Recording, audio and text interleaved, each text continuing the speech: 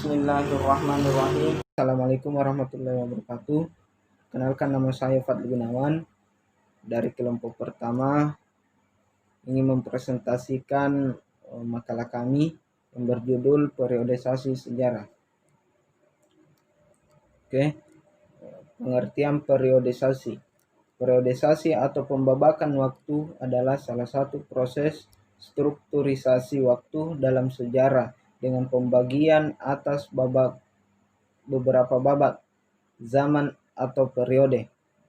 Peristiwa-peristiwa masa lampau yang begitu banyak dibagi-bagi dan dikelompokkan menurut sifat, unit, dan bentuk sehingga membentuk satu kesatuan waktu tertentu. Periodisasi atau pembagian babakan waktu merupakan inti cerita sejarah. Dalam periodisasi diadakan serialisasi rangkaian babak menurut urutan zaman. Sejarah dibagi-bagi menjadi zaman-zaman dengan ciri-cirinya masing-masing. Periodisasi sangat penting dalam historiografi karena merupakan batam tubuh cerita sejarah. Periodisasi mengungkapkan ikhtisar sejarah dan di dalamnya harus dapat dikenali jiwa atau semangat setiap zaman, masing-masing pola dan struktur urutan kejadian atau peristiwa-peristiwa. Periodisasi dapat disusun berdasarkan perkembangan politik, perekonomian, kesenian, agama, dan sebagainya. Setiap penulis sejarah bebas menentukan atau memilih periodisasi yang mencerminkan keyakinannya, pendiriannya, dan visi sejarahnya. Tujuan periodisasi. Adapun tujuan dari pembabakan waktu adalah sebagai berikut. Pertama, melakukan penyederhanaan. Gerak pikiran dalam usaha mengerti ialah melakukan penyederhanaan. Begitu banyak peristiwa-peristiwa sejarah yang beraneka ragam disusun menjadi sederhana, sehingga mendapatkan ikhtisar yang mudah dimengerti. Yang kedua, memudahkan klasifikasi dalam ilmu sejarah. Klasifikasi dalam ilmu alam meletakkan dasar pembagian jenis, golongan suku, bangsa, dan seterusnya. Klasifikasi dalam ilmu sejarah meletakkan dasar babakan waktu. Masa lalu yang tidak terbatas peristiwa dan waktunya dipastikan isi, bentuk, dan waktunya menjadi bagian-bagian babakan waktu. Yang ketiga, mengetahui peristiwa sejarah secara kronologis. Menguraikan peristiwa sejarah secara kronologis akan memudahkan pemecahan suatu masalah. Ahli kronologi menerangkan berbagai tarik atau sistem pemenggalan yang telah dipakai di berbagai tempat dan waktu. Kemungkinan kita untuk menerjemahkan pemenggalan dari satu tarik ke tarik yang lain. Memudahkan pengertian. Gambaran peristiwa-peristiwa masa lampau yang sedemikian banyak itu dikelompok-kelompokkan, disederhanakan, dan diikhtisarkan menjadi satu tatanan orde, sehingga memudahkan pengertian. Yang kelima, untuk memenuhi persyaratan sistematika ilmu pengetahuan. Semua peristiwa masa lampau itu setelah dikelompokkan antara motivasi dan pengaruh peristiwa itu kemudian disusun secara sistematis. Jadi, tujuan diadakannya periodisasi ialah untuk mengadakan tujuan menyeluruh terhadap peristiwa-peristiwa dan saling hubungannya dengan berbagai aspeknya. Menurut Ismaun, periodisasi yang paling mudah adalah pembabakan yang disusun menurut urutan abad. Tetapi periodisasi yang demikian tidak mengungkapkan corak yang khas sama-sama yang ditinjau. Dasuki dalam Ismaun menyatakan misalnya, dalam sejarah Eropa Barat ada zaman-zaman dengan nama-nama abad yang mempunyai watak-watak tertentu, seperti abad ke-18 dan abad ke-19. Sedangkan Clarius membagi sejarah Barat atas 3 periode, yaitu zaman kuno, zaman pengetahuan, dan zaman modern. Semua kejadian atau peristiwa selama 100 tahun dikumpulkan menjadi satu himpunan cerita. Maka tampaklah cerita-cerita sejarah tersusun menurut abad. Inti deretan itu adalah tahun 0 atau teoritis yang membagi 2 deretan tersebut, seperti dalam contoh berikut.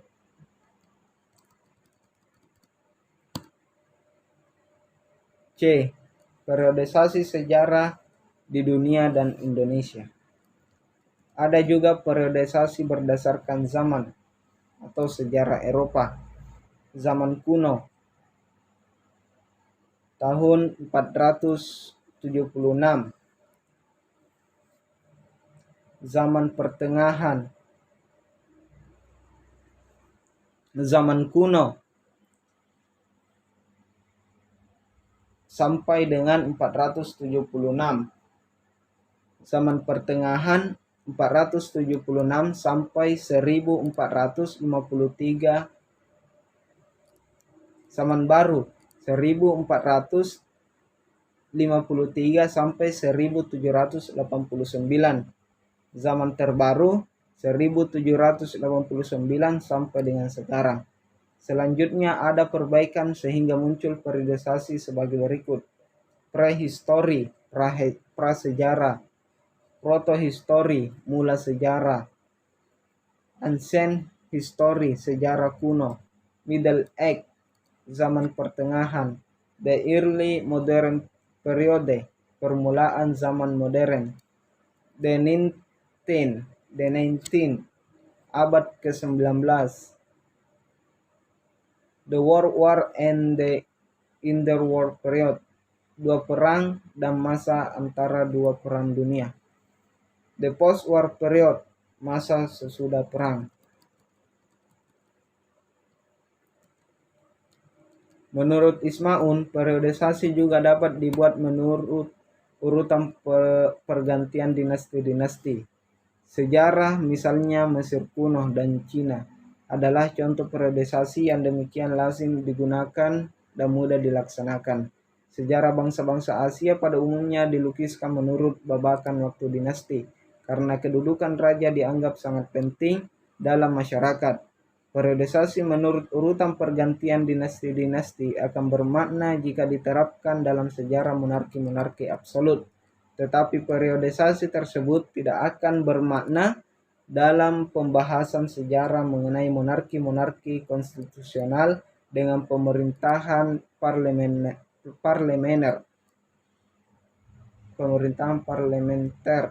Lebih lagi dalam sejarah republik-republik berdasarkan demokrasi. Salah satu contoh periodisasi menggunakan urutan dinasti adalah yang terjadi di Cina. Contoh periodisasi sejarah Cina. Yang pertama, dinasti Shang 1450 sampai 1050 sebelum Masehi. Yang kedua, dinasti Zhou 1050 sampai 247 sebelum Masehi. Yang ketiga, dinasti Qing tahun 256 sampai 207 sebelum Masehi. Yang keempat, dinasti Han tahun 206 sampai dengan 220 sebelum Masehi.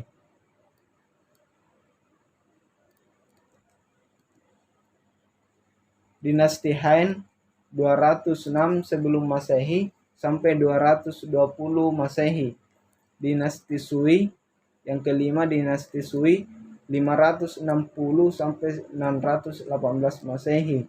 Dinasti Tang 618 sampai dengan 906 Masehi. Dinasti Mongol 1280 sampai 1369 Masehi. Dinasti Ming 1368 sampai 1644 Masehi. Dinasti Manchu 1644 sampai 1911 Masehi. Yang terakhir Republik 1911 sampai sekarang. Uraian di atas merupakan periodisasi sejarah dunia dan periodisasi sejarah Cina. Bagaimanakah periodisasi sejarah di Indonesia? Dalam sejarah Indonesia, periodisasi dibagi dua, yaitu zaman praaksara dan zaman sejarah. Yang pertama, zaman praaksara, zaman sebelum manusia mengenal tulisan. Sejarah dapat dipelajari berdasarkan peninggalan benda-benda purbakala berupa artefak, fitur, akofag, dan situs. Artefak adalah semua benda yang jelas memperlihatkan hasil garapan sebagian atau seluruhnya sebagai pengubah sumber alam oleh tangan manusia. Fitur adalah artefak yang tidak dapat dipindahkan tanpa merusak tempatnya. Ekofag adalah benda dari unsur lingkungan abiotik dan biotik. Situs adalah bidang tanah yang mengandung peninggalan purbakala. B. Zaman sejarah. Zaman di mana manusia sudah mengenal tulisan. Zaman sejarah dibagi 3 sebagai berikut. Zaman kuno yang membicarakan sejak kerajaan tertua sampai abad ke-14. Pada zaman ini berkembang kebudayaan Indonesia yang dipengaruhi agama Hindu dan Buddha. Zaman Indonesia baru mulai abad ke-15 yang membicarakan masa berkembangnya budaya Islam sampai abad ke-18. Zaman Indonesia modern sejak zaman pemerintahan Hindia Belanda pada tahun 1800, pergerakan kemerdekaan Indonesia merdeka sampai sekarang atau masa kontemporer. Ada beberapa unsur yang sering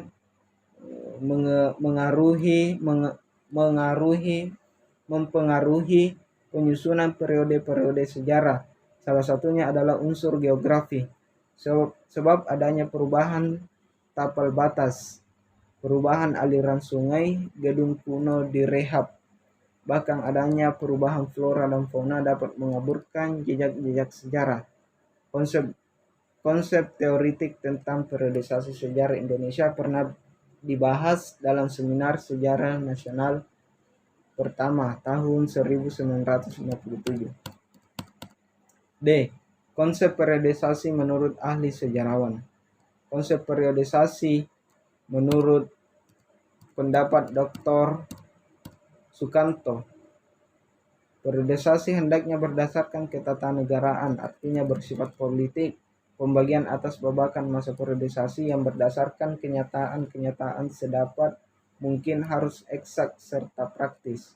Menurutnya, periodisasi sejarah Indonesia diusulkan secara kronologis sebagai berikut. Masa pangkal sejarah sebelum Masehi sampai masa Kutai Tarumanegara.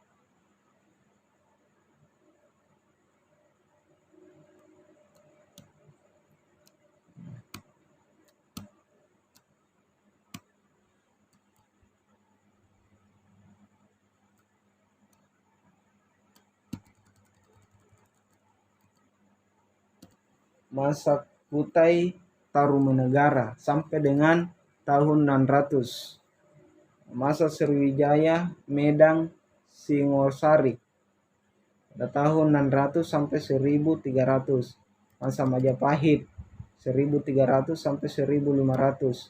Masa Kerajaan Islam 1500 sampai 1600. Masa Aceh Mataram Makassar 1600 sampai 1700. Masa pemerintah asing 1700 sampai 1945. Zaman Kompeni 1800 sampai 1808. Zaman Dendels.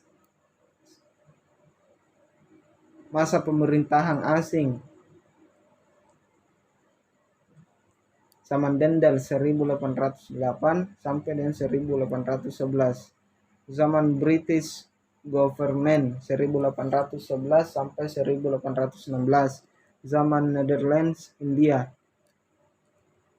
sampai 1816 sampai 1942. Zaman Nippon 1942 sampai 1945.